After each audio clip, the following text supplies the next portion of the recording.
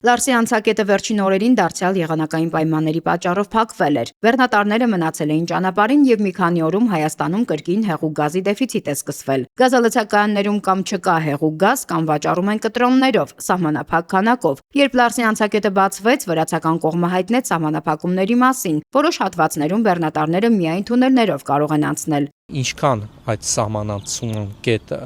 բնապահպանական պայմաններով, կոռուպցիայով կամ այլ բաներով պայմանավորված սահմանափակվում է, այնքան մեր մոտ հեղուկ գազի գինը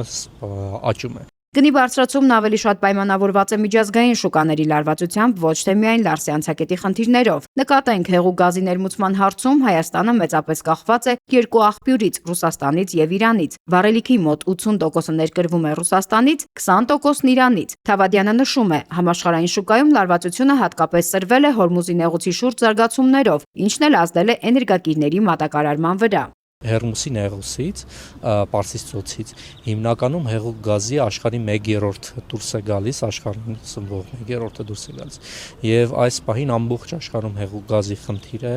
օրինակի համար Եվրոմիությունում, Եվրոպայում 2-3 օր առաջ վերջին տանկերները, որոնք Հերմուսից դուրս են եկել, հասել են Եվրոմիություն եւ այս պահին Եվրոպայում սկսվում է էներգետիկ ճգնաժամ եւ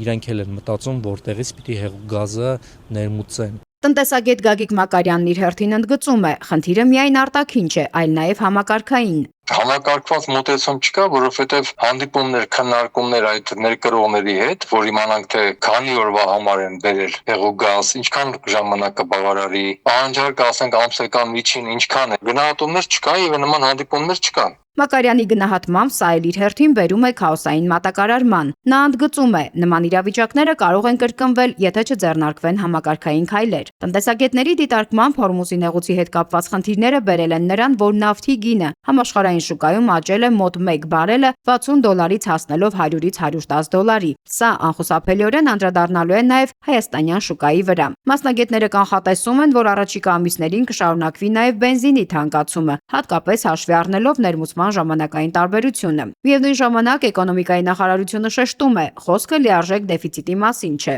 Նախարարությունից հայտնում են, Լարսի անցակետում կուտակումների եւ լոգիստիկ խնդիրների պատճառով որոշ բեռնատարների մուտքը Հայաստան ուշացել է, ինչն էլ ժամանակավոր խաթարել է մատակարարումները։ Պատասխանատու կառույցները վստահեցնում են, իրավիճակը վերահսկելի է եւ շուկան գտնվում է մշտադիտարկման ներքո, բացառելու անհիմն գնաճը։ Պետեկամուտների կոմիտեից էլ Ռադար Արմենիային հայտնեցին, որ ապրիլի 27-ից 28 ընկած ժամանակահատվածում Հայաստան է ներկրվել 2587 տոննա հեղուկ գազ, 1608 տոննա բենզին։ Մինչ այդ փորձագետները համակարծիք են, էներգետիկ անվտանգության հարցը դառնում է օրեցօր ավելի հրատապ։ Դրա լուծման ճանապարհներից մեկը դիվերսիֆիկացիան է։ Նարնե Ղուկասյան, Մանուել Ստեփանյան, Ռադար Արմենիա։